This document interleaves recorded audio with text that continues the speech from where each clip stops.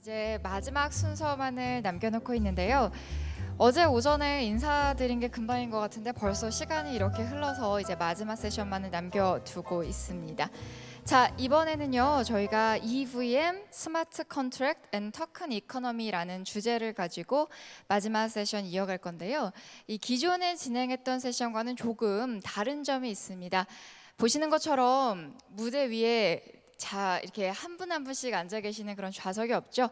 자, 이번 세션은요, 한 분씩 올라오셔서 특별 강연처럼 세션을 진행을 해보고자 합니다. 자, 그래서 지금 한 분씩 호명될 때마다 한 분 올라오시면 큰 박수로 이 강연자 맞이하도록 하겠습니다. 现在开始关于 AVM Smart Contract and Token Economy 为主题的最后会议进行。 자, 그러면 먼저 첫 번째 발표자 이제 무대 위로 모시도록 하겠습니다. 온더의 정순형 CEO님 무대 위로 맞아주시기 바랍니다. 큰 박수 부탁드립니다.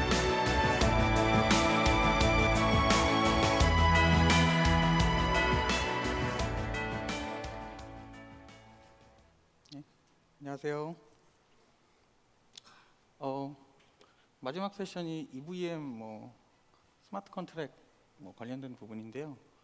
저는 EVM에 관해서 좀 얘기를 드리려고 나왔습니다. 특히나 그 이더리움 진영에서 얘기하는 확장성 솔루션, 플라즈마라는 솔루션이 있는데 그 플라즈마에 여러 가지 구현체가 있어요. 지금 한 10개 넘는 구현체가 있고 근데 그 중에서 이제 EVM 기반으로 돌아가는 게 없는데 어떻게 하면 이더리움 가상머신 기반으로 돌아가는 플라즈마가 가능한가? 그런 부분에 대해서 좀 말씀을 드리고자 나왔습니다. 온라인에서는 제가 철학자라는 필명으로 글을 쓰고 있고요. 지금 온더라는 그 이더리움 블록체인 리서치 앤 디벨롭먼트 회사를 운영을 하고 있고 그 서울 이더리움 미덥 공동 조직자를 겸하고 있습니다. 미덥이 저번 주 토요일에 열렸습니다. 그래서 그때 굉장히 성황리에 열렸었고 토큰 이코노미라는 주제도 열렸는데 많은 분들이 참가해 주셔서 감사하게 생각을 하고 있습니다. 시작을 해볼게요. 저희 팀 칼 에이든 그리고 온더 팀원분들께 일단 감사 말씀 하고 시작하도록 하겠습니다. 목차는 전체 논의 배경에서부터 결론 순인데요.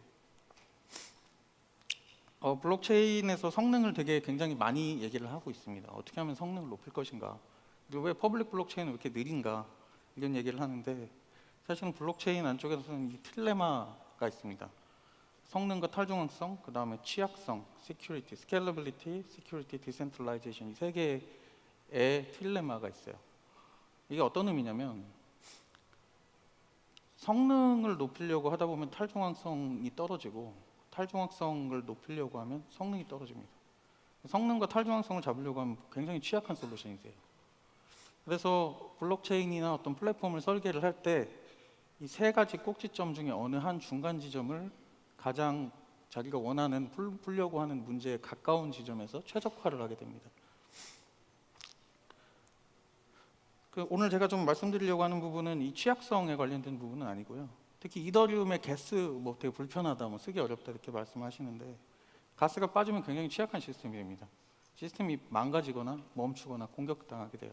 근데 거기에 대해서 오늘 얘기를 하려고 나온 부분은 아니고요. 보시면은 세로축이 성능이고 이제 오른쪽 X축이 이제 탈중앙성입니다. 성능 높이는 건 생각보다 쉽습니다. 굉장히 쉬워요. 노드 숫자 줄여버리면 돼요. 지금 이더리움 노드가 15,000개 정도 있는데요.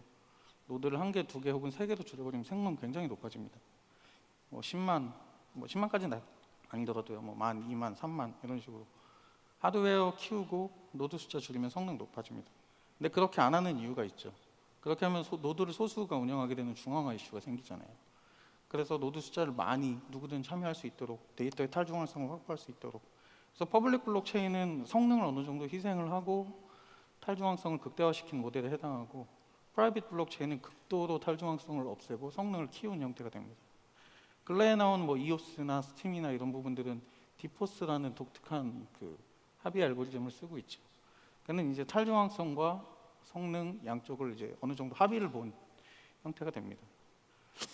근데 이더리움에서 얘기하는 플라즈마 솔루션 혹은 사이드 체인 혹은 샤딩, 스테이트 채널이라고 하는 부분은 어떻게 하면 성능 문제를 해결하면서도 동시에 탈중앙성을 희생시키지 않을 수 있을까에 대해서 고민들을 하고 있습니다. 특히나 제가 좀 오늘 말씀드리고 싶은 부분은 이 사이드 체인 옆에 다른 체인을 하나 둠으로 인해서 그 성능을 키울 수 있는, 그다음에 확장성을 해결할 수 있는 부분에 관한 것이고요. 플라즈마 화이트페이퍼에서는 이렇게 적혀 있습니다. 중요한 단어가 몇 가지가 있는데요. 강제라는 단어는 되게 많죠. enforce, 그다음에 의존한다. 사이드 체인을 만든다고 하시는 분들은 굉장히 많은데 좀 독특한 게 강제한다, 의존한다는 개념들은 잘 모르세요. 프라이빗 체인을 만들어서 마치 이게 사이드 체인인 양 말씀하시는 분이 있는데, 사이드 체인은 프라이빗 체인보다 제약이 더 많습니다. 못하는 게 더 많아요. 왜냐하면 메인 체인에 여러 가지 묶여 있기 때문이에요. 이게 지금 플라즈마 백서에서 얘기하고 있는 건데요. 부모 체인, 루트 체인이라고 불리는, 예를 들어 메인 체인이 하나 있으면 메인 체인에 특정한 데이터들을 주기적으로, 머클이라고 그러죠. 증거를 주기적으로 올리고 나중에 문제가 생겼을 때 자식 체인의 상태를 바꾸는 그런 모델들을 하고 있습니다. 굉장히 어렵죠. 어려운데 좀 쉽게 사이드 체인을 이해하는 방법이 있습니다. 저는 이런 식으로 보통 접근을 하는데요. 일반 경제와 카지노 경제, 그러니까 카지노가 있다고 가정을 해볼게요. 그래서 현실에서는 원화를 쓰게 되죠. 원화를 쓰고 있다가 카지노에 들어갈 때면 카지노 칩으로 바꿉니다. 그리고 카지노 안에서는 뭘 쓰죠? 칩을 쓰게 되죠. 그러면 밖에 사람 보는 입장에서는 들어갈 때 바꾼 현금이랑 나올 때 그 사람이 가지고 있는 카지노 칩 개수만 확인하면 되잖아요. 이 역할을 메인 체인에서 하고 중간에 카지노 내부에서 칩을 어떻게 쓰는지는 관여하지 않는다. 다만 이 데이터에 대한 신뢰성을 확보하기 위해서 주기적으로 장부 기록을 요약해서, 장부를 그대로 올리는 건 아닙니다. 장부 기록을 요약해서 메인 체인에 올리는 방식이 플라즈마라고 볼 수가 있습니다. 그래서 안쪽에 개념들이 몇 가지가 있는데요. 일단 진입이라는 개념이 있고 퇴장이라는 개념이 있습니다. 진입은 원화를 가지고 카지노 칩으로 바꾸는 행위고, 퇴장은 카지노 칩을 다시 원화로 바꾸는 행위입니다. 그 다음에 안쪽에서 카지노 칩으로 바꿨으면 카지노 안쪽에서 칩을 사용을 해야겠죠. 이거를 교환 혹은 거래라고 하게 되죠. 그 다음에 이거에 대한 신뢰성을 확보하기 위해서 이 장부 기록을 주기적으로 메인 체인에 기록을 하게 되고, 만약 나중에 카지노 칩 혹은 본인이 보유하고 있는 칩 기록에 문제가 생기면 이의 신청을 하게 됩니다. 이걸 챌린지라 그래요. 근데 보시면 요즘 사이드 체인 얘기를 되게 많이 하는데 파란색 화살표 있는 부분은 되게 신경을 많이 쓰시는데 이 빨간색 부분은 신경을 많이 안 쓰시더라고요. 특히나 아래쪽에 있는 이의 신청, 챌린지가 굉장히 복잡하고 어렵습니다. 그리고 여기에 대해 여러 가지 난제들도 있고요. 이거를 다시 블록체인으로 다시 돌아오면 카지노와 경제 얘기가 아니라 부모 체인에 많은 이더리움도 있고 BNB라는 토큰도 이더리움 ERC20 기반 토큰이죠. 오미세고라는 토큰, 기타 등등 ERC20 이더리움 베이스 토큰들이 많이 있을 때 엔터와 엑싯을 통해서 특정하게 도메인에 맞는 혹은 그 플랫폼에서 사용하는 체인으로 옮겨서 거래를 하게 되고, 그 다음에 주기적으로 정산해서 메인 체인으로 돌아오는 이런 모델들을 가지고 있습니다. 지금 거래소들도 대부분 이 플라즈마 체인은 아니지만 플라즈마와 굉장히 비슷한 모습들을 가지고 있죠. 거래소에서 거래를 하기 전에 거래소로 자산을 보내잖아요. 그럼 그 자산은 거래소에 묶여 있고, 묶여 있는 동안 거래소에서 무슨 거래가 일어나든지 메인 체인에서는 신경 안 쓰죠. 사실 그 중앙화된 거래소에서 체인이 가스비가 높다든지 트랜잭션이 몰린다든지 신경 쓰지 않습니다. 입금과 출금할 때만 신경 쓰게 돼요. 이게 하나의 그 성능을 높일 수 있는, 확장성을 높일 수 있는, 같은 트랜잭션 안에서도 확장성을 같은 트랜잭션이 아니라 그 초당 많은 트랜잭션을 높일 수 있는 어떤 테크닉이 됩니다. 근데 이제 기존에 플라즈마가 있고 플라즈마 EVM이 있는, 플라즈마 EVM은 도대체 뭐냐? 플라즈마 EVM은 이런 겁니다. 그러니까 부모와 자식 체인, 저는 이제 앞으로 부모랑 자식 체인이라는 말을 계속 쓸 거예요. 부모 체인은 메인 체인이고 부모 체인에 묶여 있는 자식 체인. 아까 제가 카지노라고 설명을 드렸었죠. 부모 체인과 자식 체인 양쪽이 있을 때 부모와 자식 체인의 자료 구조가 다르다. 기존의 플라즈마 구현이 한 8개, 9개, 한 10개 가까이 있는데요. 그 부모 체인과 자식 체인의 자료 구조가 다릅니다. 플라즈마 MVP, 비탈릭이 오퍼했었죠. 그다음에 MVP를 계산한 플라즈마 캐시, 플라즈마 XT, 파생랩스에서 얘기하는 플라즈마 컴퓨테이션 모두 UTXO라는 자료 구조를 쓰고 있는데 이 UTXO는 비트코인에서 만든 자료 구조예요. 그 이더리움은 사실 3년 전에 나왔는데 UTXO라는 자료 구조를 쓰고 있지 않습니다. 그러니까 구조 내부가 완전히 DNA가 완전히 다릅니다. 그래서 플라즈마 EVM은 부모랑 자식 체인의 내부 구조를 같게 만들자, DNA를 같게 만들자라는 아이디어에서 시작이 됐습니다. 같으니까 할 수 있는 게 있고 다르니까 할 수 없는 게 있어요. 이게 뭐냐면 예를 들어서 부모 체인과 자식 체인이 같을 경우에 스마트 컨트랙을 자식 체인에서 얘기했던 그 카지노에서 구현하기가 굉장히 쉽습니다. 근데 다를 경우에 이 스마트 컨트랙 구현이 어려워요. 왜냐면 UTXO라는 건 굉장히 심플한 자료 구조거든요. 샤딩도 쉽습니다. UTXO로 하면 되게 쉬워요. 그리고 기존 메인 체인에서 만들어진 랩을 그대로 쓸 수 있죠. 양쪽 부모와 자식 체인의 스펙이 같다면. 근데 지금 부모와 자식 체인이 스펙이 다르다면 새롭게 만들어야 됩니다. 대표적인 예가 룸 네트워크 같은 경우죠. 룸 네트워크가 탭도 만들 수 있고 굉장히 좋은 여러 가지 특징들을 갖고 있음에도 불구하고 좀 쓰기 어려운 이유가 새로 만들어야 돼요. 솔리디티로 만드는 게 아니라 새로 만들어야 됩니다. 왜냐하면 자료 구조 자체가 다르기 때문이에요. UTXO를 쓰고 있지는 않습니다만.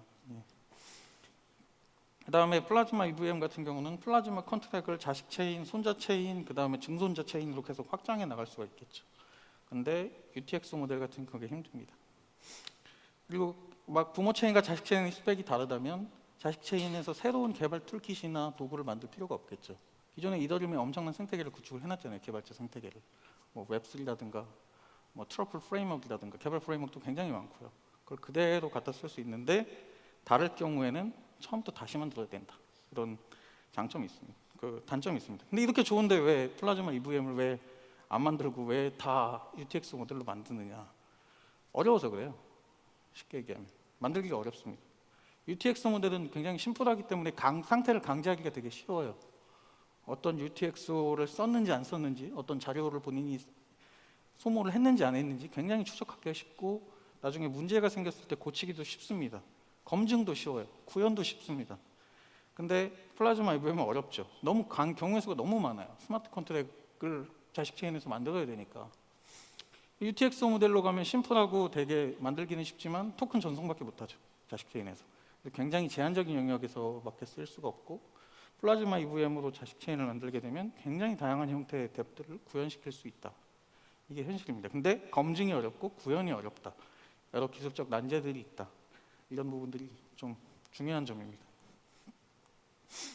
상태 변경이라고 하는데 그러면 이제 그렇게 어려운 게 도대체 내부적으로 어떻게 생겨 먹었느냐, 어떻게 동작하느냐. 다들 이거를 이런 얘기를 많이 하시더라고요. 이거를 도입하게 되면은 이거를 할 수 있다 이렇게 말씀을 드리는데 저는 좀 이게 좀 어떻게 좀 굴러가나, 내부적으로 어떻게 동작하나를 좀 말씀드리려고 해요. 시간은 좀 많이 없지만요. 좀 동작 원리를 좀 이해하게 되면 어느 정도 뭘 할 수 있을지도 어느 정도 파악이 됩니다. 일단 널 계정이라는 개념이 있습니다. 주소가 0x0000인 계정이에요. 개인키를 알 수가 없고요. 근데 이 널 계정이 하는 역할이 굉장히 중요합니다. 블록 생성과 유효성 검증 과정에 개입하는 역할을 수행해요. 유저가 만든 TX가 아니라 약간 컴퓨터 공학에서 수도라 그러죠. 수도, 슈퍼 유저, 뭐든 할 수 있는 유저. 이런 식의 룰을 블록체인 규칙 안에 넣습니다. 널 계정이라는 역할을 담당을 해요. 위쪽이 부모 체인이고 아래쪽이 자식 체인입니다. 쉽게 얘기해서 부모 체인이 이더리움이라고 보고 예를 들어 자식 체인이 어떤 지갑이라고 볼게요. 예를 들어 어떤 특정 토큰이 있는데 이더리움 메인 체인에서 쓰게 되면 가스비도 많이 내고 속도도 느리니까 자식 체인을 하나 만들어서 거기서 고속 전송 및 가스비도 안 쓰고 이런 식으로 쓰겠다 하면은 이 널 계정이라는 계정이 부모 체인을 계속 지켜보면서 부모 체인에서 특정 상태가 변경됐을 경우에 자식 체인의 특정 상태를 변경시킵니다. 자식 체인의 상태를 반영하게 되는 거죠. 그 다음에 요청 블록과 비요청 블록이라는 개념이 있는데요. 이거는 저희가 만든 개념이에요. 그래서 어떤 개념이냐면 부모 체인의 엔터와 엑싯, 그러니까 쉽게 얘기하면은 카지노로 들어가는 행위와 나가는 행위를 지켜보는 블럭이 있고 자식 체인 내부에서 일어나는 내용들이 있잖아요. 쉽게 카지노도 아까 다시 예를 돌아가 보면 카지노로 들어갈 때 나갈 때 이 기록은 메인 체인에 기록이 돼야겠죠. 원화가 개입돼 있는 부분이니까. 근데 안쪽에서 카지노 포커 칩을 가지고 트랜잭션을 일으키는 부분은 부모 체인이 알 필요가 없잖아요. 그런 부분만 따로 저장하는 두 종류의 블록 타입을 정의를 했습니다. 그 유저가 만든 블록을 이제 비요청 블록이라고 그러고, 요청이라는 거는 엔터와 엑싯, 진입과 퇴장을 요청한다는 의미에서 요청 블록이라는 개념입니다. 근데 이제 실제적으로 내부적으로 보면 그렇게 안 생겼죠. 뭐 마치 유저가 직접 블록을 만드는 것처럼 얘기를 했는데요. 사실은 플라즈마 오퍼레이터 혹은 뭐 사이드 체인 혹은 뭐 프라이빗 체인의 그 노드를 만드는 사람, 그다음에 블록을 만드는 사람, 마이너라고 하기도 하고, 밸리데이터라고 하기도 하고, 위트니스라고도 하기도 하죠. 검증인이라고 하기도 하고요. 검증인한테 유저들은 다 데이터를 요청을 하게 됩니다. 근데 오퍼레이터가 누굴 보고 있죠? 부모 체인을 계속 보고 있죠. 그래서 요청이 들어올 때마다 요청들을 자식 체인에 아까 얘기했던 널 계정, 0x0000 계정이 계속적으로 반영해주게 됩니다. 되게 사실 보면 억울한 거예요. 프라이빗 체인 입장에서는. 왜 부모 체인의 상태를 왜 자식 체인 입장에서 반영해야 되지? 이런 생각이 들어요. 근데 그 이유가 뭐냐면 아까 플라즈마 정의에서도 말씀드렸다시피 상태를 강제해야 됩니다. 부모 체인이 특정한 상태 변화가 있게 되면 자식 체인이 강제해야 돼요. 그래서 사이드 체인은 실질적으로 보면 제약이 많습니다. 오히려 좀 더 제약이 많은 체인이에요. 프라이빗 체인보다. 그렇게 하는 이유는 뭘까요? 탈중앙성을 확보하기 위해서죠. 노드를 숫자를 줄여서 성능 높이는 건 굉장히 쉽다 그랬잖아요. 문제는 뭐냐면 탈중앙성이거든요. 그 노드를 운영하는 회사가 망하면 어떻게 되나요? 없어지죠. 비트코인이나 이더리움 같은 경우는 핵전쟁이 나도 노드 한 대만 살아있으면 살아있습니다. 특정 국가, 특정 주체, 특정 조직이 이 플랫폼을 점유하고 있는 게 아니에요. 물론 보유는 조금 뭐 중앙 집중화 됐을 수도 있지만 플랫폼 자체는 누군가 점유하고 있지는 않습니다. 탈중앙성을 확보하기 위한 노력이기 때문에 상태를 강제해야 된다. 이게 굉장히 중요합니다. 근데 이제 이 블록을 또 아무 때나 만들 수 있는 건 아니죠. 그래서 부모 체인의 플라즈마 컨트랙트, 다들 플라즈마를 플라즈마 컨트랙트 정도로만 알고 계신데, 플라즈마 컨트랙트는 크게 세 개의 상태가 있습니다. 엔터, 그러니까 카지노로 들어가고 나가는 엔터 엑싯, 요청 블록의 증거를 받을 수 있는 상태가 있고, 자식 체인에서 일어난 트랜잭션 비요청 블록의 증거를 받을 수 있는 상태가 있고, 그리고 엔터와 엑싯, 나가겠다, 들어가겠다, 이 기록은 부모 체인에 기록을 해야 돼요. 자식 체인에 기록하는 게 아니라. 중요한 재산은 다 부모 체인에 있으니까. 그래서 그런 엔터와 엑싯 트랜잭션을 받을 수 있는 상태, 이 세 가지 상태의 플라즈마 컨트랙트 상태가 있고, 오퍼레이터는 이 상태들을 고려를 해서 주기적으로 증거들을 제출하게 됩니다. 이제 문제가 생기면 자식 체인은 블록 상태를 이전으로 되돌려 버려요. 자식 체인에서 지금 예를 들어서 지금 1, 2, 3, 4, 5번 블록으로 순서대로 블록이 진행을 됐는데 5번에서 문제가 생기면 4번, 4번에서 문제가 생기면 3번, 이런 식으로 넘어갑니다. 트랜잭션 분류인데 이건 뭐 중요한 건 아니고요. 이제 진입과 퇴장이 아까 그 카지노에서 들어가고 나가는 거라고 말씀을 드렸죠. 진입 이제 내부 구조적으로 보면 이렇게 되어 있습니다. 좀 복잡한데요. 이 진입과 퇴장만 좀 자세히 설명을 드릴게요. 기존의 진입과 퇴장이라고 한다 그러면 UTX 혹은 뭐 토큰 밸런스 정도 생각을 하실 거예요. 예를 들어서 메인 체인에 내가 예를 들어 스테이터스 내 토큰 SNT라는 토큰이 예를 들어 5,000개가 있는데 5,000개를 사이드 체인으로 옮겨서 마치 카지노에 들어가듯이 옮겨서 할 수 있다고 생각을 하시는데, 사실은 일반 상태를 다루는 이더리움이라는 플랫폼은 모든 변수들을 옮길 수가 있습니다. 예를 들어서 제 생년월일이 5월 9일인데요.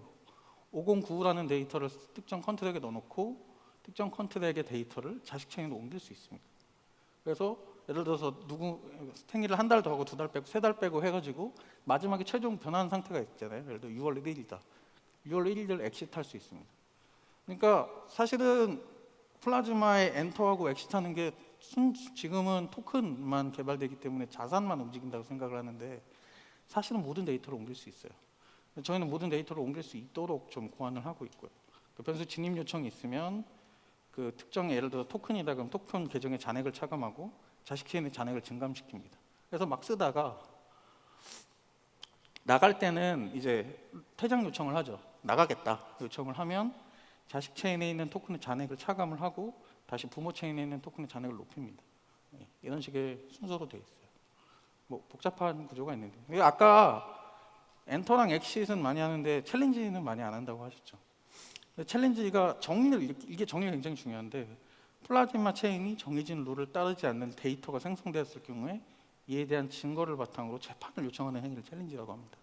그리고 재판의 결과에 따라서 아까 얘기했던 듯이 블록 이전으로 계속 돌아가는 리버트되는 그런 그 결과를 낳아야겠죠. 챌린지가 굉장히 여러 가지가 있는데요. 그래서 그 약간 블록체인은 약간 성악설에 근거를 하고 있어요. 사람들은 나쁜 행위를 할 것이다. 그래서 거기에 대한 대안들을 하나하나 마련해야 됩니다. 뭐 여러 가지가 있는데요. 저희가 좀 고민했던 부분은 트루빗이라는 프로토콜을 씁니다. 트루빗이라는 거는 오프체인 연산을 온체인에서 할 수 있는 빛과 소금 같은 존재예요. 블록체인계. 저는 그렇게 생각을 하고 있습니다. 뭐 방법이 여러 가지가 있는데 제일 중요한 거는 메인 체인의 EVM을 만드는 겁니다. 그 얘기는 뭐냐면 예를 들어서 파이썬으로 만들어진 파이썬 위에 파이썬을 만드는 거랑 되게 비슷해요. 이더리움 위에 이더리움을 하나 더 만듭니다. 그래서 자식 체인에서 잘못된 연산을 하게 될 경우에 부모 체인에서 검증을 하게 되는데 이걸 저희가 만든 건 아니고 소리VM이라는 프로젝트에서 이더리움 런타임 환경을 솔리디티로 만들었어요. 되게 멋있는 친구들이죠. 그렇게 해서 여러 가지 그 챌린지가 이루어지게 되고 이게 사실 저희가 만든 것 중에 하나인데요. 데이터 가용성 문제가 굉장히 중요합니다. 데이터 가용성이 이제 어떤 의미냐면 데이터 인질 공격을 하게 돼요. 그러니까 문제가 생기면 재판을 열어야 되는데 마이너가 예를 들어 마이너 속도를 엄청 높이기 위해서 3개로 줄였다고 할게요. 그럼 마이너가 데이터를 갖고 있다가 안 내줍니다. 재판을 열어서 이제 증거를 가지고 이게 잘못됐다 안 됐다 아까 장부 기록의 요약본을 낸다 그랬잖아요. 부모 체인에. 그럼 그 요약본에 잘못된 기록을 증빙을 내주면서 막 이렇게 싸우거나 해가지고 이 문제를 해결해야 되는데 또들이 데이터를 안 내줘버려요. 그 데이터가 불가용한 상황이 계속 이어지게 됩니다. 되게 큰 문제인데 이 문제를 계속 해결을 못 하고 있었어요. 아무도. 근데 저희가 어제 이 페이퍼를 오픈을 했어요. 어제 페이퍼를 오픈을 해서 지금 검증을 받고 있는 중인데 이런 문제들이 있죠. 자식 체인의 상태 강제를 위해서 진실의 공판에 올라갈 증거가 필요한데 플라즈마 체인의 운영자가 블록의 내용을 내어주지 않는다. 그래서 공판이 열리지 않는 거예요. 증거가 없으면 앞에서 언급된 어떠한 검증 장치들도 다 작동 안 합니다. 그래서 부모 체인이랑 자식 체인은 상관없는 체인이 되는 거예요. 아까 강제해야 된다고 제가 말씀을 드렸잖아요. 근데 더 큰 문제는 이게 뭐냐면 이 데이터 가용성 문제가 상당히 주관적이라는 겁니다. 내가 데이터를 받았다는 걸 증명하는 건 되게 쉬운데 데이터의 내용을 모르는 상태에서 데이터를 받지 않았다는 걸 증명하는 건 되게 어려워요. 굉장히 주관적인 성격이죠. 나는 이거 받았는데 안 받았다고 할 수 있잖아요. 안 받았다는 걸 증명하기가 굉장히 어려운 부분들이 있습니다.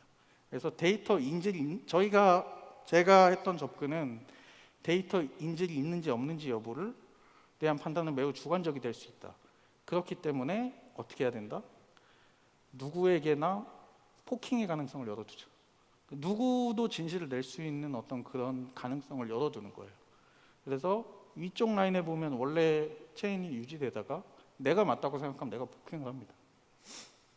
그래서 그 포킹이 별다른 챌린지가 없을 경우에 뒤쪽에 체인들이 다시 이어지게 되는데 기존에 있는 체인들을 다시 재정렬시키죠. 기존 기록들을 바꿔서. 이런 형태의 테크닉을 저희가 지금 시도를 하고 있고요.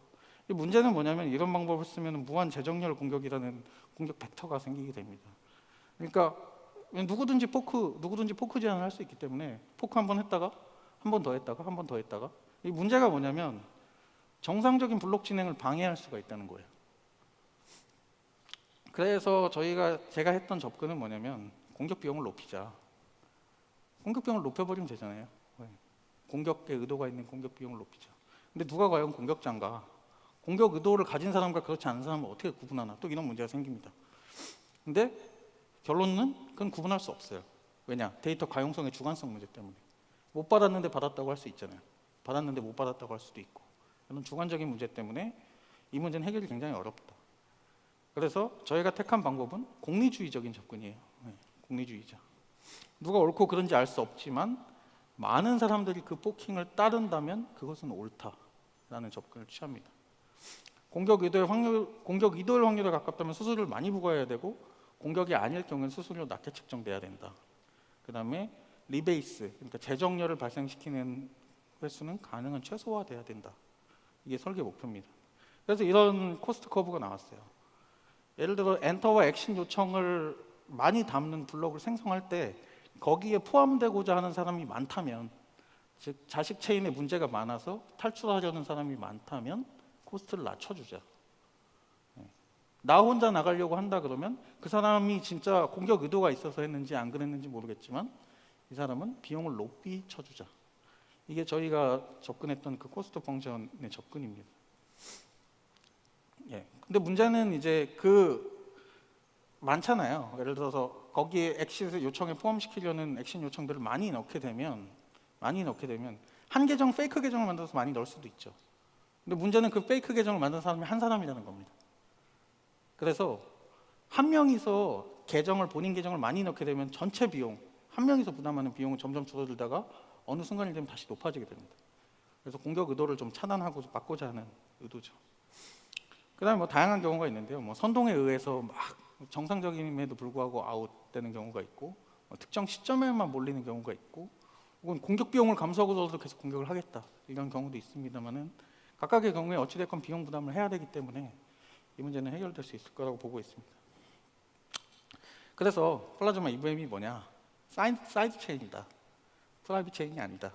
사이드 체인은 제약이 있는 체인이다. 이 제약의 탈중앙성은 메인 체인에 의해서 보장된다. 그리고 이 사이드 체인은 이더리움과 동일한 스펙을 가진 사이드 체인이다. 그렇기 때문에 여러 가지 메인 체인에서 쓰는 개발 툴, 스펙 그런 부분들을 그대로 가져올 수 있다. 그리고 사이드 체인의 신뢰가 부모 체인에 의해서 보장되는 체인이다. 예, 이렇게 정리를 할 수 있겠습니다. 예, 감사합니다.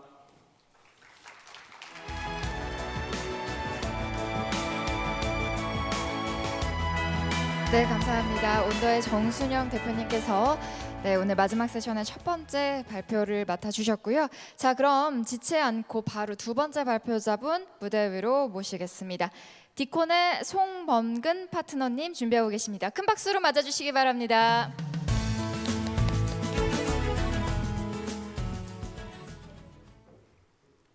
네, 안녕하세요. 디콘의 송범근이라고 합니다. 오늘 암호경제학과 블록체인 설계에 대해서 앞서 정순현님께서 굉장히 흥미로운 발표를 해주셨는데 그것보다 조금 더 제너럴하게 왜 블록체인에서 경제학이라는 게 쓰이고 암호경제학이라는 말이 있는지, 그리고 그것을 설계하는 프로세스에 대해서 말씀을 드리도록 하겠습니다.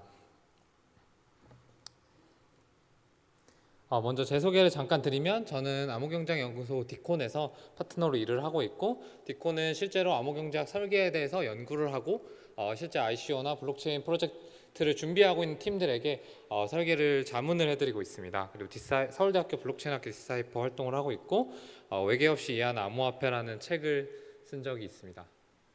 그래서 제가 많은 프로젝트들을 만나면서 이제 그 암호경제학 설계에 대한 여러 가지 생각들을 하게 되는데, 그 생각들을 오늘 좀 나누고자 합니다.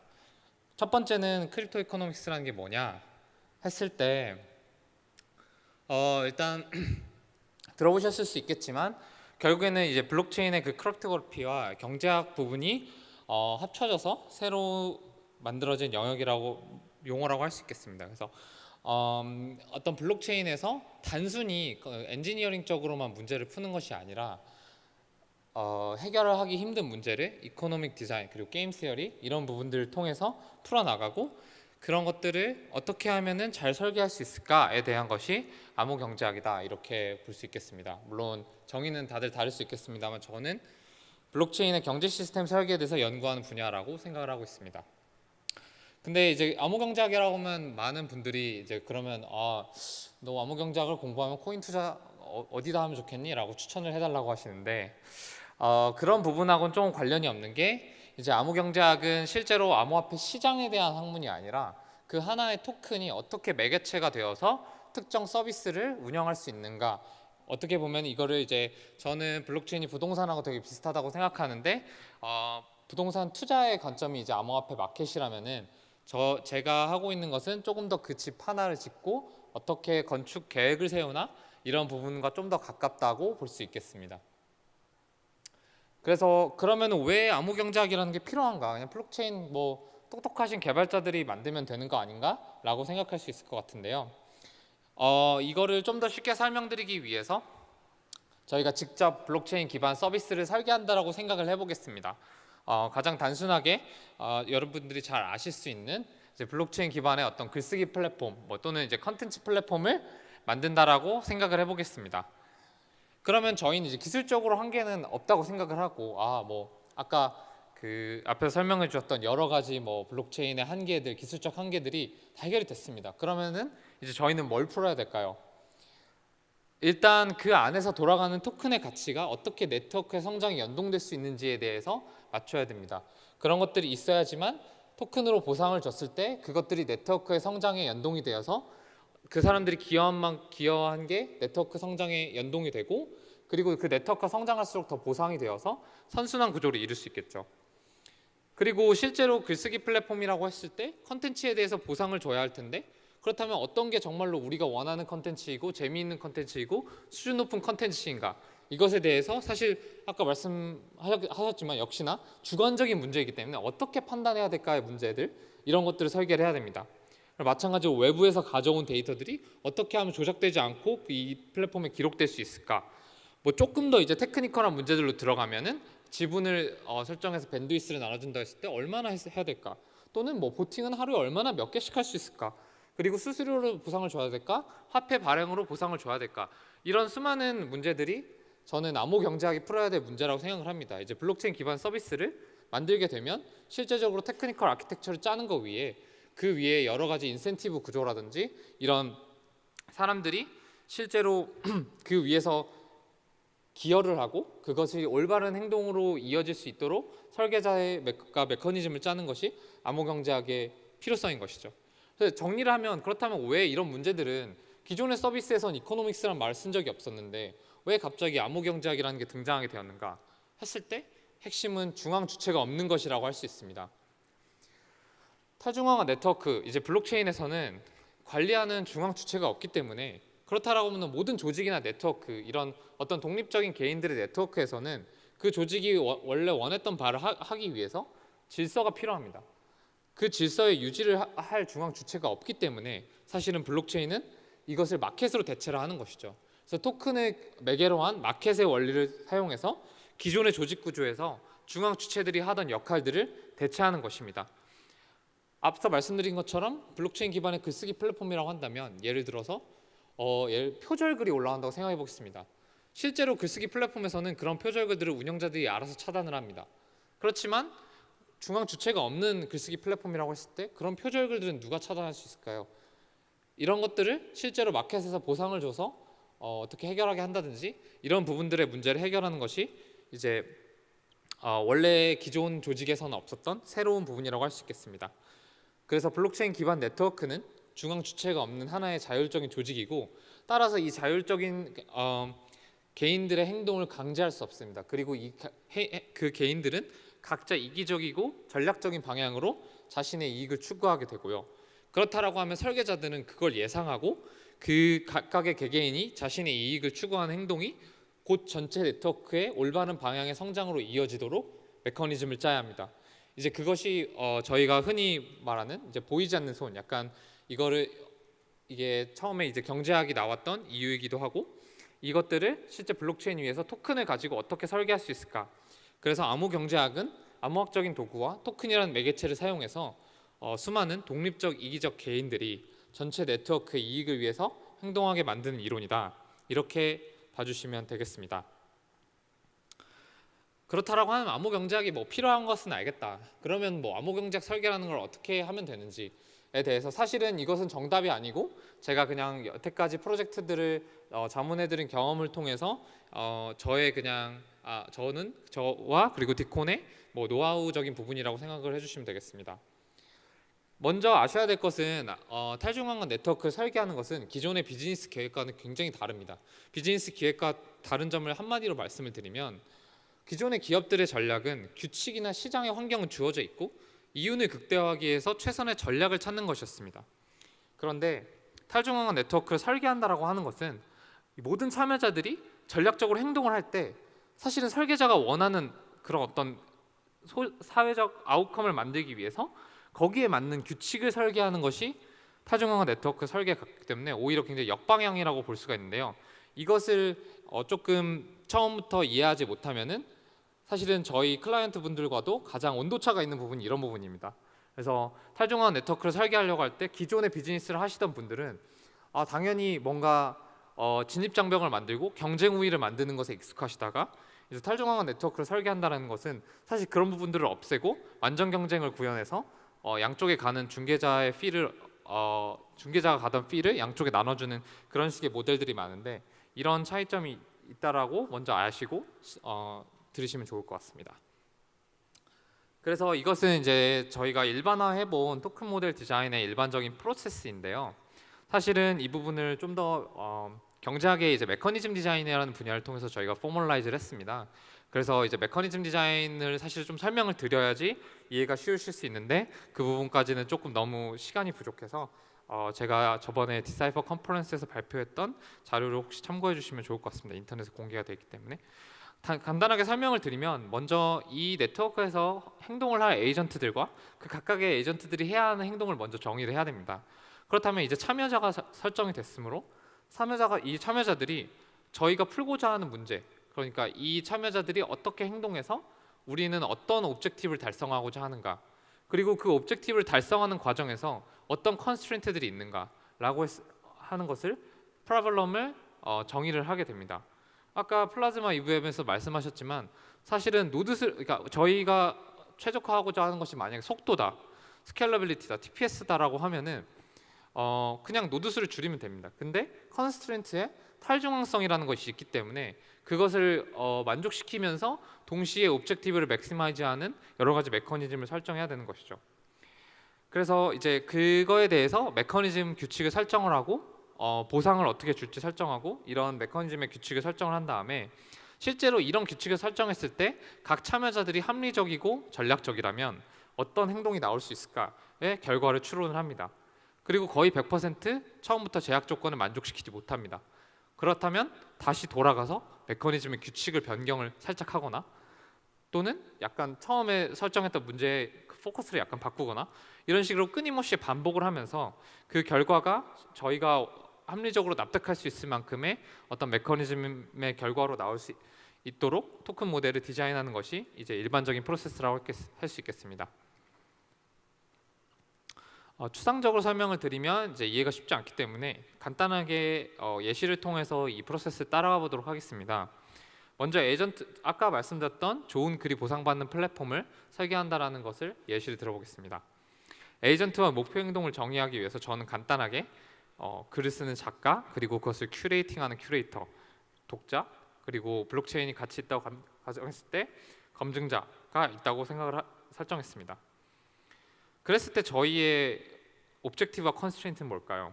제가 설정한 옵젝티브는 좋은 글이 보상받는 플랫폼이기 때문에 결국에는 이 플랫폼에 좋은 그리고 퀄리티 있는 글의 공급을 극대화하는 것을 옵젝티브로 잡았습니다. 그리고 컨스트레인트에는 이제 많은 작가들이 들어왔으면 좋겠기 때문에 그런 초보 작가들이 글을 쓰기 쉬워야 한다라는 제약 조건, 그리고 보상의 가치가 네트워크와 성장에 연동되어서 선순환이 일어날 수 있어야 한다. 그리고 저희는 탈중앙화된 플랫폼을 원하기 때문에 단일 또는 소수의 그룹이 이 퀄리티 판단에 영향을 미쳐서는 안 된다. 이런 컨스트레인트를 잡았다고 해보겠습니다. 물론 이 컨스트레인트는 설계자의 역량에 따라서 얼마든지 달라질 수 있습니다. 그랬을 때 디시전과 트랜스퍼가 크게 두 가지 메커니즘의 큰 축이라고 할 수 있습니다. 디시전은 앞서 말씀드린 그런 퀄리티 있는 것이 뭐냐, 퀄리티 있는 것을 누가 결정할 수 있지? 라고 했을 때 거기에 대해서 추천수 곱하기 스팀 파워를 해서 토큰의 파워를 가중치를 계산해서 퀄리티로 인정한다라는 규칙을 짰습니다. 그리고 그 퀄리티로 인정된 것에 대해서 실제로 돈을 주는 것은 스팀 파워를 얻기 위해서는 스팀을 사야 하고, 그렇게 됐을 때 스팀의 수요가 늘어나고 가격이 상승하면 그 가격이 상승한 만큼 새로 신규 발행을 해서 보상을 지급한다. 이런 메커니즘을 짰고 그 퀄리티에 비례해서 보상을 받게 됩니다. 이런 메커니즘을 짰다라고 한다면 여러분이 생각하시기에 어떠한 앞서의 목적과 제약 조건에 과연 부합하는 결과가 나올 수 있을까요? 제가 생각하기에는 한 3가지 정도 문제가 있을 것 같습니다. 첫 번째는 셀프 보팅 문제. 이건 현실에서도 많이 일어나고 있는 문제죠. 그래서 큐레이터가 작가일 수 있기 때문에 돈 많은 큐레이터가 자기 셀카를 올리고 자기 글에 보팅을 할 수도 있습니다. 또는 담합을 할 수도 있고요. 그리고 아까 말씀드렸다시피 그 토큰의 수요 자체가 보팅에 연결이 돼 있고 실제로 페이지를 보고 그 글을 즐기는 것에 연동돼 있지 않습니다. 그렇기 때문에 컨텐츠를 많이 보는 것과 보팅을 많이 보는 것이 직접적으로 연관이 돼 있지 않고, 그 말인즉슨 사람들이 굉장히 많이 100만 페이지 뷰의 컨텐츠를 하더라도 보상을 많이 못 받을 수도 있다는 것이죠. 그렇게 되면 네트워크의 성장과 보상의 가치가 정확하게 비례하지 않게 됩니다. 또는 스팀 파워를 비례해서 영향력을 주기 때문에 이런 것들이 초기 진입자에게는 굉장히 진입장벽으로 작용할 수도 있겠다. 이런 문제들을 간단하게 생각해봤습니다. 물론 더 많을 수도 있겠고요. 지금은 예시이기 때문에 간단히 이 세 가지만 얘기를 하겠습니다. 그랬을 때 그런 메커니즘 디자이너들이 80%의 시간을 쓰면서 하는 일은 뭐냐? 이 문제를 어떻게 하면 규칙을 살짝 바꿔서 해결할 수 있지라는 겁니다. 셀프 보팅 문제의 경우에는 제가 생각했을 때 셀프 보팅이나 혹시 반복적인 보팅을 누군가에게 해줄 경우 보팅 파워라는 것이 게이지가 있어서 빠르게 감소한다라든지 이런 메커니즘을 생각을 해봤습니다. 그리고 보상의 가치와 네트워크 성장의 연동 문제의 경우에는 뭐 작가가 원하면 유료 결제 모델을 도입할 수 있다라든지, 그리고 진입 장벽의 문제의 경우에는 파워를 많은 사람이 뭐 임대를 해서 초기 작가들에게 허들을 낮춰줄 수 있다라든지 이런 기능들을 설계하게 됐습니다. 그래서 이것들이 과연 초기에 설정했던 목표와 제약 조건을 만족시키는지 보고 또 아니면 수정하고, 이런 과정을 이제 토큰 모델 설계 프로세스라고 할 수 있겠습니다. 그래서 여태까지 디코는 여기다 공개되어 있는 것들은 약 이런 프로젝트들의 실제 설계 자문을 도와드렸었는데요. 이런 자문을 도와드리면서 제가 느꼈던 약간 교훈 같은 것들을 짧게 정리해 보려고 합니다. 여기에서도 이제 토큰 경제를 실제 설계하셔야 될 분들이 있을 거기 때문에 약간 제가 생각하는 어떤 그런 필요한 마인드를 드리자면, 아까 말씀드렸다시피 탈중앙화 네트워크의 설계는 자신이 어떤 마켓의 플레이어가 아닙니다. 그렇기 때문에 전체 하나의 플레이어를 생각하는 것이 아니라 플레이어 간의 밸런스와 플레이어 간의 견제, 이런 것들을 설계를 해야 되고, 오히려 각 기업의 관점이 아니라 조금 더 현실 세계에 표현하자면 정부가 경제 정책을 설계하는 마인드와 더 비슷하다고 봐야 합니다. 특히나 이 마인드가 굉장히 중요한 것이 실제로 굉장히 이 밸류 체인을 설계를 할 때 특정 플레이어들이 몇몇 독점을 하는 경우가 있을 텐데, 그런 독점을 어떻게 하면 최대한 없애려고 할 수 있는가, 이런 것들이 좀 더 디자이너의 마인드에 가까운 것이죠. 두 번째는 보상이 아닌 수요부터 생각해야 된다는 겁니다. 굉장히 안타까운 문제인데, 토큰 이코노미라는 말이 마치 보상을 주는 리워드 시스템과 같은 언어로 쓰이는 경우가 많이 있습니다. 근데 실제로 토큰 경제를 설계할 때 단순히 보상을 주니까 우리 플랫폼에 들어와서 참여를 열심히 하고 우리 플랫폼은 성장할 거야 라고 말하는 것은 솔직히 의미가 없습니다. 그 보상이 그러면은 그분들이 주실 것이 아니면은 어디서 이 보상을 원하는 수요가 있을 것인가, 이 토큰으로 정말 자기에게 필요한 서비스를 제공받을 수 있는가에 대한 토큰의 수요에 대한 것부터 먼저 생각을 해야 된다라는 말씀을 드리고 싶고, 세 번째로 아까 메커니즘 디자인에서 문제 정의를 말씀을 드렸는데, 실제로 블록체인 비즈니스를 하시는 분들의 경우에도 블록체인을 도입하겠다라는 애매모호한 동기만 가지고 시작하시는 경우가 있는데, 이때 실제로 자기가 풀고자 하는 문제가 무엇이고 그 문제를 풀기 위해서 어떤 제약 조건들이 있는지에 대해서 정확하게 정의가 돼 있지 않으면은 계속해서 메커니즘이 굉장히 서로 다른 메커니즘을 평가할 수가 없게 됩니다. 하지만 명확한 기준과 옵젝티브가 있다면은 메커니즘을 수정하는 데도 훨씬 더 시간이 적게 들어가게 되고요.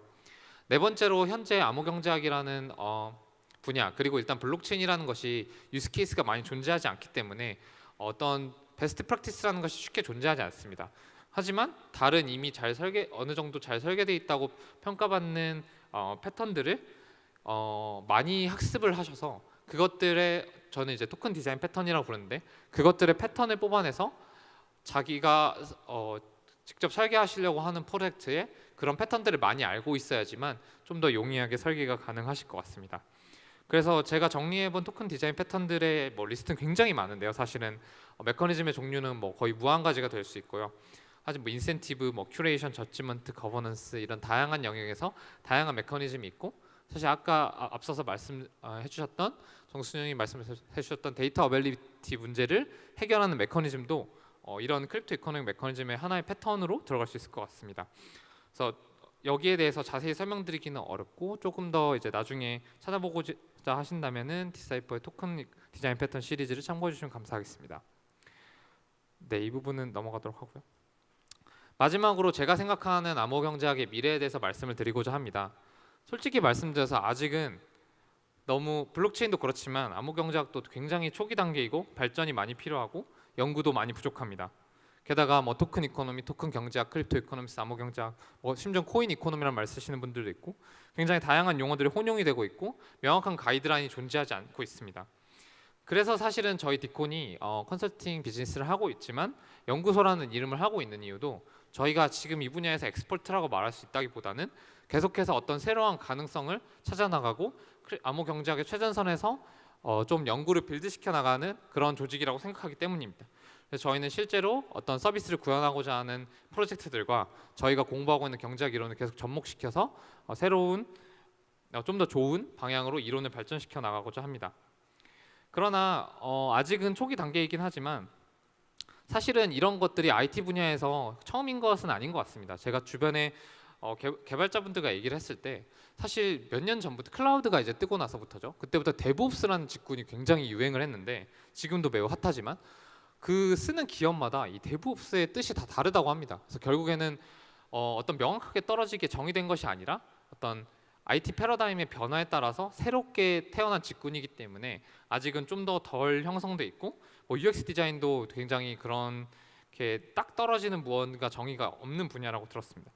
그래서 크립토 이코노믹스도 마찬가지지만 그렇다고 해서 어떤 이름으로 불리는가와 상관없이 저는 블록체인 기반 서비스들이 앞으로 상용화되게 되면 모든 앱들이 이런 경제 시스템을 하나씩 가지게 됩니다.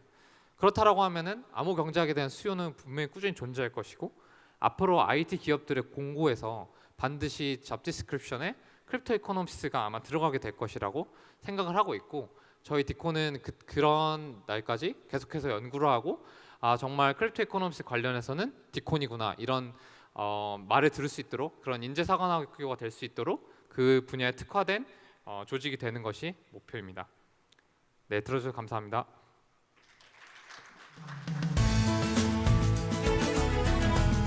네, 감사합니다. 디콘의 송범근 파트너님께서 좋은 발표를 해주셨습니다. 자, 오래 기다리셨습니다. 오늘의 마지막 발표자만 준비를 하고 있는데요. 자, 마지막인 만큼 더 큰 박수로 맞이해 주시면 감사하겠습니다. 해치랩스의 김종호 대표님 무대 위로 모시겠습니다. 큰 박수 부탁드립니다.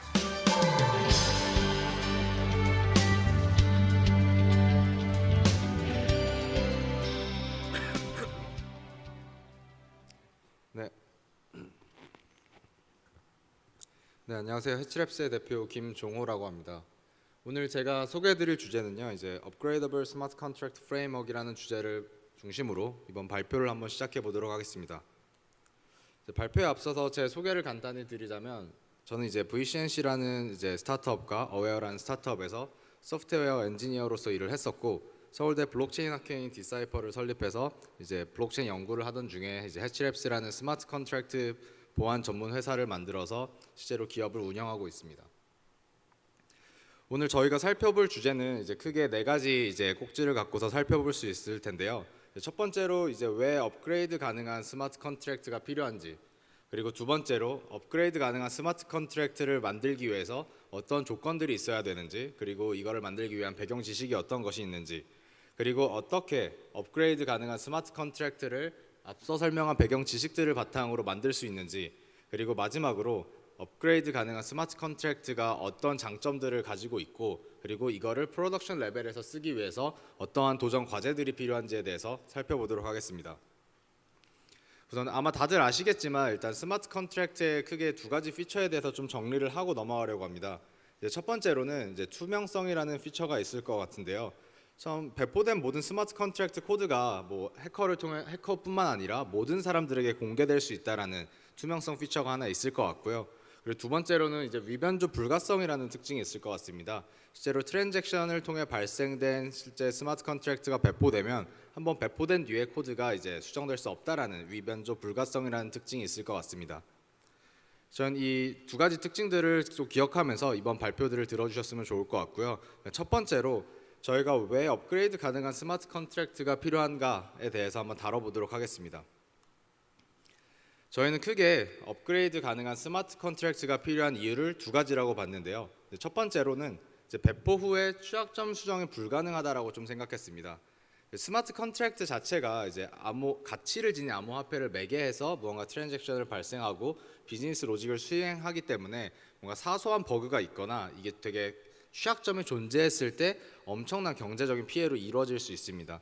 대표적으로 첫 번째 더 다오 사건, 해킹 사건을 보면 실제로 이더리움 발행량의 15%가 이제 이더리움 유통량의 15%가 해킹을 당했었고요. 그리고 두 번째로 멀티시그 월렛의 이제 프리즈 사건이 있었는데 이 멀티시그 월렛을 쓰던 수많은 ICO 기업들이 자기의 자산을 실제로 지갑에서 뺄 수 없었던 사건이 있었습니다. 그리고 또 비교적 최근에 있었던 사건인데요. 스마트 메쉬라는 ERC20 토큰에 이제 문제가 있어서 실제로 어떤 해커가 실제로 발행량 이상의 토큰을 이제 발행하게 되고 그거를 거래소로 옮겨서 실제로 그거를 거래소에서 팔고 이득을 취했던 이제 취약점이 있었던 사건이 있었습니다. 그리고 두 번째로 저희는 이제 비즈니스 로직 수정이랑 추가가 불가능하다라고 이제 문제점을 좀 꼽았는데요. 이더리움 대표적인 대부로 알려진 이제 크립토키티가 17년 11월에 런칭을 한 다음에 사실 사람들한테 엄청난 인기를 끌었고요. 앞에 보시는 그래프와 같이 12월에는 DAU가 14,000명이 넘었습니다. 근데 이제 이더리움 네트워크의 이제 문제 때문에 이제 TPS가 뭐 서포트를 할 수 없었기 때문에 급격히 사용성이 저해됐고요. 그래서 유저들이 점점 이제 뎁을 떠나기 시작했습니다. 그래서 최근에 봤더니까 이제 2018년 7월 지표를 보면 DAU가 약 300인 것을 볼 수 있는데요. 사실 뭔가 크립토키티가 좀 더 기능들이 재밌는 게 추가됐으면 계속 300에 머물러 있는 것이 아니라 좀 더 다시 사용자들이 재밌게 쓸 수 있지 않았을까라는 좀 고민을 하게 됐고요. 그러니까 저희는 이제 이런 것들을 업그레이드하는 것들이 좀 필요하지 않을까라고 생각을 해봤습니다. 그래서 저희가 크립토키티를 한번 어떻게 업그레이드 해볼 수 있을까 방법을 생각하던 와중에 그냥 새로운 컨트랙을 재배포해서 업그레이드를 해보면 어떨까라는 고민을 했고요. 첫 번째 왼쪽에 보시는 것과 같이 기존 컨트랙트가 배포되어 있을 때 그 컨트랙트에 새로운 피처들을 추가시키고 오른쪽에 보시는 것과 같이 새롭게 재배포를 했다라고 했을 때 저희는 좀 크게 세 가지 좀 문제점이 있다라고 생각을 했습니다. 첫 번째로는 일단 스마트 컨트랙트가 새롭게 배포되면 실제로 주소가 변경이 되기 때문에 사용자들한테 엄청난 혼란을 줄 수 있고요. 두 번째로는 기존의 스마트 컨트랙트에서 트랜잭션이 발생해서 수행한 데이터는 기존의 컨트랙트의 스토리지에 저장되기 때문에 실제로 새롭게 재배포를 했을 때 데이터 마이그레이션이 필요합니다. 이 과정에서 개발자가 뭔가 스크립트를 작성하고 새롭게 재배포된 컨트랙트 스토리지의 데이터를 써줘야 되는데 이 과정이 막대한 가스가 소모될 뿐만 아니라 실제로 실수를 하기 되게 좋은 작업이죠.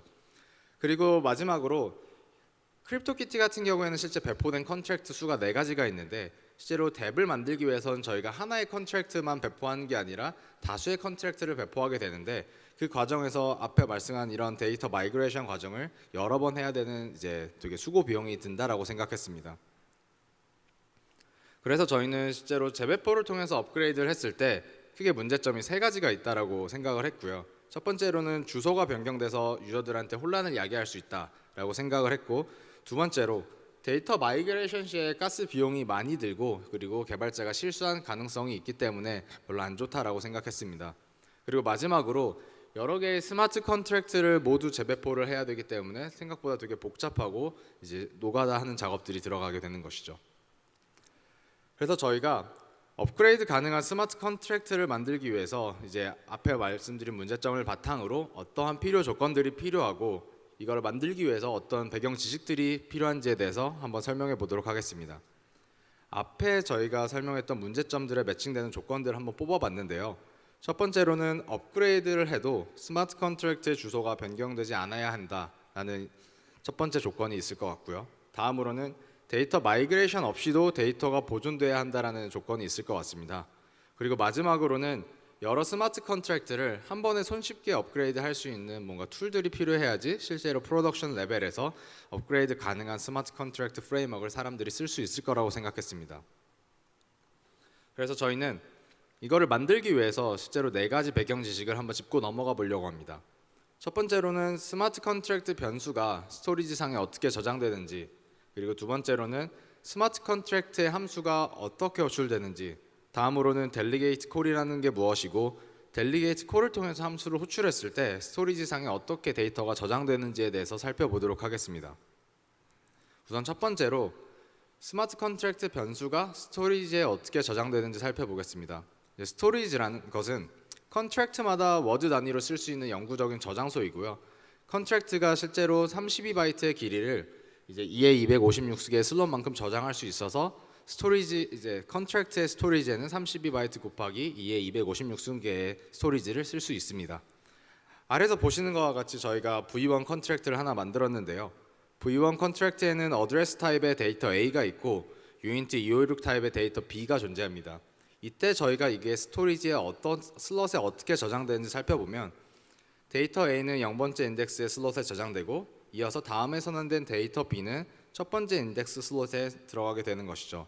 그리고 V2 컨트랙트를 저희가 만들고 V2 컨트랙트가 V1 컨트랙트를 상속받았을 때는 그리고 V2 컨트랙트에 바이트 32라는 데이터 타입이 존재하고 데이터 C가 있을 때 실제로 이어서 0번째랑 첫 번째 인덱스에 이어서 두 번째 인덱스에 데이터가 들어가는 것을 확인할 수 있습니다. 그리고 다음으로 스마트 컨트랙트의 함수가 어떻게 호출되는지 살펴보도록 하겠습니다. 저희가 이거를 한번 살펴보기 위해서 해치 버전 1이라는 스마트 컨트랙트를 만들었고요. set A의 파라미터로 유인트 256 타입의 밸류 값을 넣는 실제로 그런 펑션을 한번 만들어 봤습니다. 그리고 set A라는 함수를 호출할 때 파라미터에 100이라는 값을 넣었을 때 실제로 트랜잭션에는 아래 보시는 것과 같이 저렇게 헥사 인코디드 된 값들이 전달되게 되는 것이고요. 그때 저 값들 중에 앞에 4바이트는 펑션 셀렉터라고 해서 스마트 컨트랙트에 어떤 펑션을 찾아갈지 알려주는 지표가 되는 것이고요. 그 뒤에 초록색으로 32바이트가 붙인 거는 펑션 아규멘트로 위에서 set A에 선언한 유인트 256의 밸류 값이 해당되는 것입니다. 그래서 저희가 실제로 컨트랙트의 어떤 펑션을 실행시킬 때는 다음과 같은 데이터를 트랜잭션에 담아서 호출하는 것을 알 수 있습니다. 그리고 다음으로는 이제 컨트랙트에서 델리게이트 콜이라는 방식이 있는데요. 기존에 콜이라는 방식도 있고 델리게이트 콜이라는 방식도 있는데 한번 델리게이트 콜이 어떤 메커니즘으로 동작하는 것인지 살펴보도록 하겠습니다. 우선 타겟 컨트랙트 코드가 호출 컨트랙트의 컨텍스트에서 실행하는 호출 방식을 델리게이트 콜이라고 정의할 수 있겠는데요. 저희가 기존에 우리가 알던 방식, 콜 방식으로 호출했을 때는 왼쪽에 있는 그림처럼 실제로 동작이 일어나게 됩니다. 보시는 것과 같이 EOA에서 어떠한 호출 컨트랙트에 콜을 하고 호출 컨트랙트가 타겟 컨트랙트한테 콜을 하게 되면 오렌지 박스에 보이는 것과 같은 컨텍스트에서 실제로 타겟 컨트랙트의 코드가 실행됩니다. 근데 델리게이트 콜 방식으로 만약에 호출을 했을 때는 EOA가 호출 컨트랙트를 콜로 호출하고 호출 컨트랙트가 만약에 델리게이트 콜 방식으로 타겟 컨트랙트를 호출한다면 실제로 호출 컨트랙트의 컨텍스트에서 타겟 컨트랙트의 코드가 실행되는 것을 알 수 있습니다. 이것을 좀 더 구체적으로 보기 위해서 네 번째로는 델리게이트 콜을 통해서 함수 호출할 때 실제로 스토리지가 어떻게 변화되는지 살펴보도록 하겠습니다. 앞에서 세 번째에서 오른쪽 하단에 있던 그림을 좀 더 확대시켜 본 것인데요. EOA에서 A 컨트랙트를 콜을 했고 A 컨트랙트에서 B 컨트랙트로 델리게이트 콜을 했을 때 실제로 저희가 앞에 정의한 것처럼 A 컨트랙트의 컨텍스트에서 B 컨트랙트의 코드가 실행되기 때문에 결과적으로 펑션을 실행시킨 결과값은 A 컨트랙트의 스토리지에 저장되게 되는 것이죠. 이를 통해서 저희는 A 컨트랙트는 B 컨트랙트의 변수 정보가 없음에도 불구하고 데이터를 저장할 수 있다는 것을 알게 될 수 있습니다. 저희는 지금까지 알아본 필요 조건과 배경 지식들을 바탕으로 어떻게 이 기술들을 이용해서 업그레이드 가능한 스마트 컨트랙트 프레임워크를 만들 수 있는지 한번 살펴보도록 하겠습니다. 저희가 앞에서 살펴본 조건이 크게 세 가지가 있는데요. 첫 번째로 업그레이드로 인해서 스마트 컨트랙트 주소가 변경되면 안 된다. 두 번째로는 데이터 마이그레이션 없이 데이터가 보존돼야 한다. 그리고 마지막으로는 여러 가지 스마트 컨트랙트를 한 번에 손쉽게 배포할 수 있는 툴이 필요하다였습니다. 그럼 첫 번째로 업그레이드로 인해서 스마트 컨트랙트 주소가 변경되면 안 된다를 만족하기 위해서 저희는 이제 프록시 컨트랙트를 도입했고요. 보시는 것과 같이 프록시 컨트랙트는 현재 최신 버전의 스마트 컨트랙트 주소를 알고 있습니다. 현재는 V1 컨트랙트가 최신 버전의 스마트 컨트랙트고요. 그럼 사용자 입장에서 프록시 컨트랙트한테 트랜잭션을 발생시키면 프록시 컨트랙트가 델리게이트 콜 방식을 이용해서 현재 최신 버전인 V1 컨트랙트한테 델리게이트 콜을 하게 되고요. 그럼 그 결과값이 프록시 컨트랙트의 스토리지에 저장이 되게 되는 것이죠. 근데 저희가 만약에 새롭게 기능을 추가해서 V2 컨트랙트를 배포했을 때 V2 컨트랙트를 배포하고 프록시 컨트랙트한테 현재 최신 버전의 스마트 컨트랙트가 V2 컨트랙트라고 알려줍니다. 이랬을 때 사용자는 V1에서 V2로 업그레이드 됐을지라도 프록시 컨트랙트한테 지속적으로 트랜잭션을 날릴 수 있게 되고요. 이를 통해서 알아서 프록시 컨트랙트가 V2인 최신 버전인 V2 컨트랙트한테 델리게이트 콜 방식으로 트랜잭션을 전달하기 때문에 사용자 입장에서는 프록시 컨트랙트의 주소만 알고 있고 고정된 주소로 트랜잭션을 발생시켜도 알아서 업그레이드된 스마트 컨트랙트의 주소로 트랜잭션이 전달되게 되는 것이죠. 그리고 두 번째로 저희가 데이터 마이그레이션 없이도 데이터가 보존돼야 한다라고 말씀드렸었는데요. 이건 이제 저희가 배경 지식에서 살펴봤던 델리게이트 콜을 통한 스토리지 저장 방식을 이용해서 어떻게 저 조건을 만족시킬 수 있는지 살펴보도록 하겠습니다. 아래 그림을 보면서 한번 설명을 해드리도록 하겠습니다. 아래 그림은 이제 크립토키티를 이제 가정해 놓고서 설명해 놓은 도식인데요. EOA에서 프록시 컨트랙트한테 고양이 생성이라는 이제 트랜잭션을 발생시켰고요. 현재 최신 버전인 V1 컨트랙트한테 프록시 컨트랙트가 고양이 생성이라는 트랜잭션을 델리게이트 콜 방식으로 전달합니다. 이랬을 때 저희가 델리게이트 콜 방식으로 전달했기 때문에 실제로 프록시 컨트랙트의 컨텍스트를 쓴다고 배경 지식에서 설명을 드렸었고, 그러면 프록시 컨트랙트의 스토리지에 고양이가 저장되게 되는 것이죠. 그리고 저희가 새로운 기능들이 추가가 필요해서 고양이 싸움이라는 기능을 추가하고 V2 컨트랙트를 새롭게 배포했다라고 가정해 보도록 하겠습니다. 이때 V2 컨트랙트는 배경 지식 첫 번째에서 설명한 것처럼 V1 컨트랙트를 상속받고 있는 상황이고요. 이때 사용자가 프록시 컨트랙트한테 고양이 싸움이라는 트랜잭션을 발생시키고 프록시 컨트랙트는 현재 최신 버전인 V2 컨트랙트한테 고양이 싸움이라는 데이터를 델리게이트 콜 방식으로 호출합니다. 이때도 마찬가지로 델리게이트 콜 방식으로 호출했기 때문에 실제로 프록시 컨트랙트의 스토리지의 데이터가 저장되게 되는 것이고요. 다음에 보시는 것과 같이 첫 번째 인덱스에 싸움 결과값이 저장되게 되는 것이죠. 저희가 앞에서 설명드린 이제 프록시 컨트랙트를 좀 더 코드 레벨에서 살펴보게 되면 저희가 다음과 같은 이제 설명을 드릴 수 있을 것 같은데요. 첫 번째로 사용자 입장에서는 트랜잭션을 발생시키고요. 프록시 컨트랙트로 트랜잭션을 전달시켰을 때 저희가 펑션 셀렉터, 실제로 스마트 컨트랙트가 에서 함수를 어떻게 호출했는지 배경 지식에서 살펴본 그 펑션 셀렉터에 해당하는 함수가 없으면 fallback 펑션이 실행되게 되는데요. 보시는 것과 같이 fallback 펑션은 스마트 컨트랙트에서 펑션 네임이 없는 거를 fallback 펑션이라고 합니다. 그러면은 위에 보시는 것과 같은 컨트랙트가 실행이 되게 되는 것이고요. 두 번째로는 다음 보시는 코드들처럼 최신 버전의 스마트 컨트랙트 주소를 가져오고요. 그 다음에 세 번째로 델리게이트 콜 방식으로 실제로 받은 데이터를 최신 버전의 스마트 컨트랙트한테 델리게이트 콜 방식으로 데이터를 넘겨주게 되는 것입니다. 이를 통해서 앞서 설명드린 과정이 일어나는 것을 알 수 있습니다. 그리고 다음으로 여러 스마트 컨트랙트를 한 번에 손쉽게 업그레이드 해야 되는 문제점이 있는데요. 저희가 이 문제점을 좀 더 구체화 한번 시켜보도록 하겠습니다. 현재 덱에는 컨트랙트 A가 버전 1인 상태고요. 그리고 컨트랙트 B 또한 버전 1인 상태에 있습니다. 이때 어떠한 EOA 유저가 컨트랙트 A도 버전 2로 업그레이드를 하고 싶고 컨트랙트 B도 버전 2로 업그레이드를 하고 싶어서 두 가지 트랜잭션을 전송시킨 상황입니다. 그래서 컨트랙트 A 업그레이드 트랜잭션을 발생시키고 컨트랙트 B 업그레이드 트랜잭션도 발생시킨 상황입니다. 이때 트랜잭션이 순서대로 채굴돼서 실제로 컨펌이 됐을 때 컨트랙트 A가 먼저 업그레이드가 완료가 돼서 컨트랙트 A는 버전 2로 업그레이드가 된 상황이고 컨트랙트 B는 아직 버전 1으로 머물러 있는 상황에서 어떠한 유저가 컨트랙트 A 버전 2에 있는 펑션을 실행시켰는데 그 컨트랙트 A 버전 2의 펑션이 컨트랙트 B의 버전 2에 어떤 새롭게 추가돼야만 하는 펑션을 호출한다고 상황을 가정해 보도록 하겠습니다.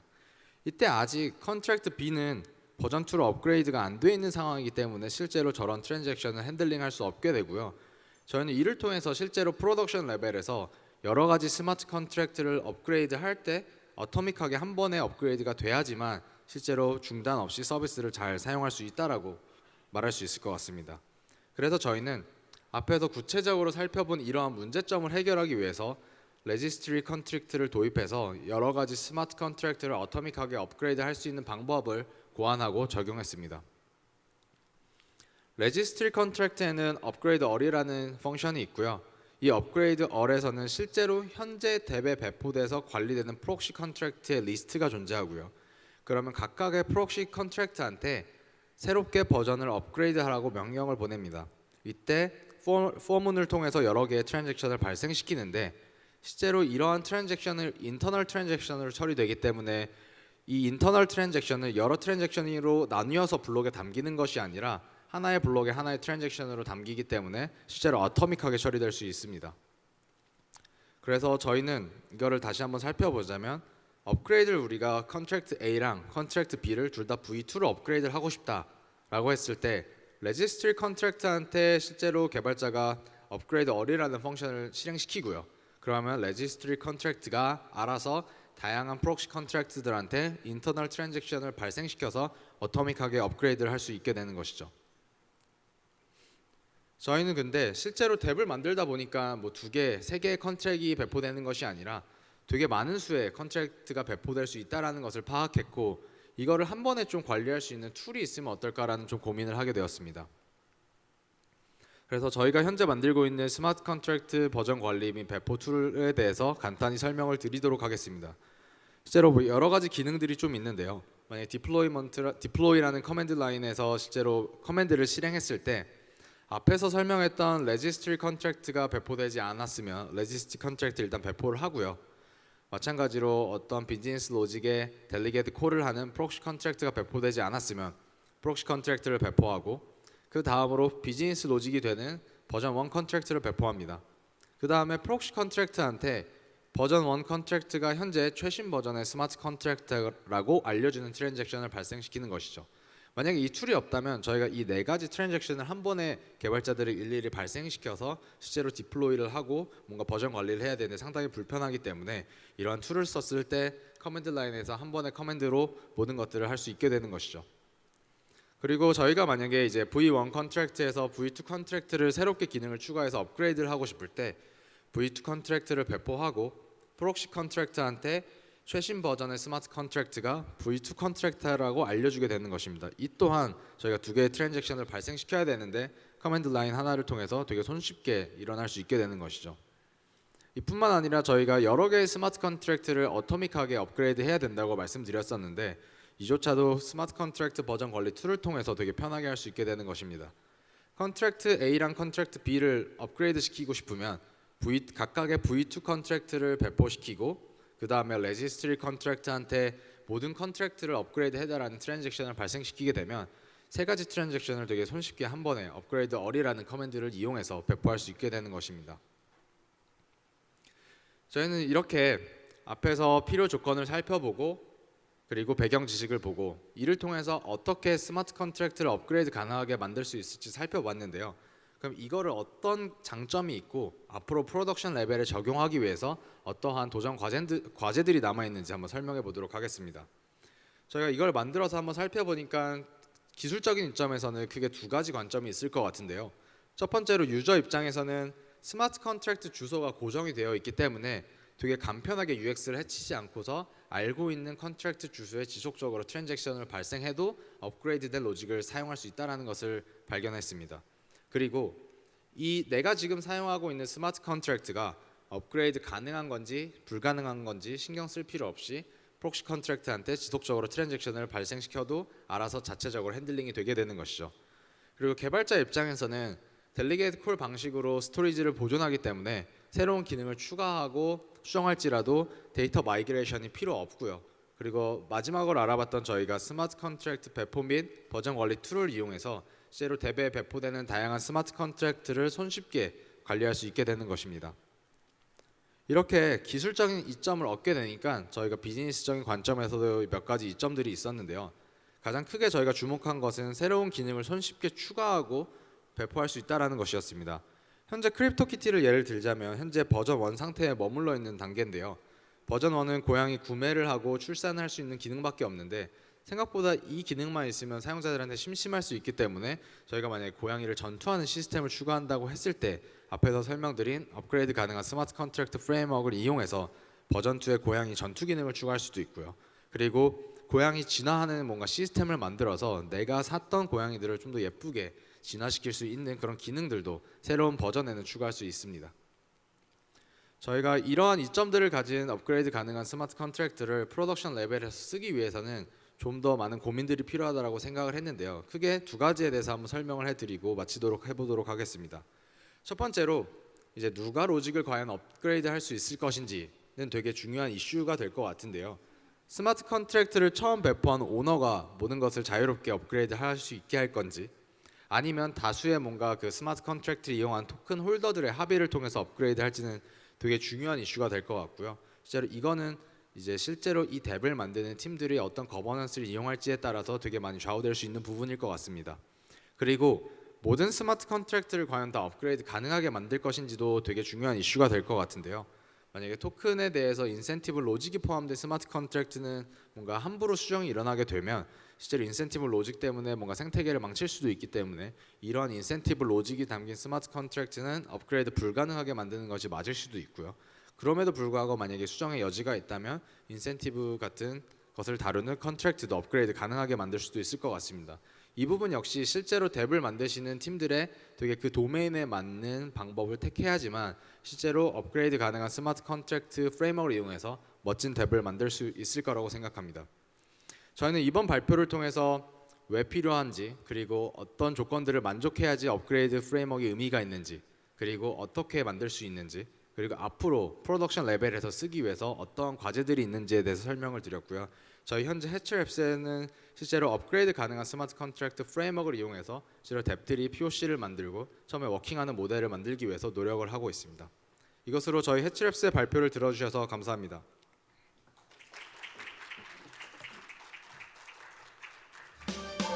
네, 좋은 말씀 감사합니다. 자, 이렇게 해서 오늘 저희가 준비한 내용은 모두 마무리가 됐는데요. 좋은 발표를 해주신 모든 발표자분들께 다시 한번 큰 박수 부탁드리겠습니다. 네, 감사합니다. 저는 사실 이 박수를 여러분께 좀 돌려드리고 싶은데요. 어제 오늘 이른 시간부터 또 긴 시간 동안 함께 해주셔서 진심으로 감사의 말씀 드리겠습니다. 자, 이상으로 토크나이즈 2018 Fall 모든 프로그램을 마치도록 하겠습니다. 바쁘신 와중에도 참석해주신 발표자분들 그리고 여기 함께해주신 모든 분들께 진심으로 감사의 말씀 드리겠습니다.